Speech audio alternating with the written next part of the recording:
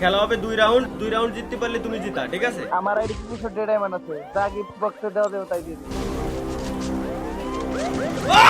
কি দেবা হ্যাকার ভাই, আমি হ্যাকার করতে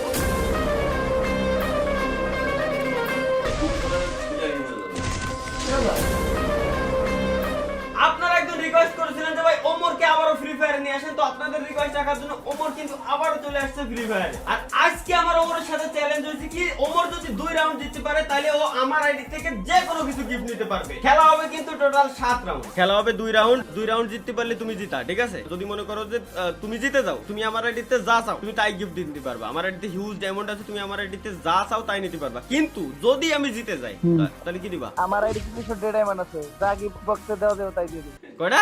63টা। ওতে তো গুলির ব্যাখ্যা হবে না রে ভাই। এটা নিচে গেছে আগে বইতে।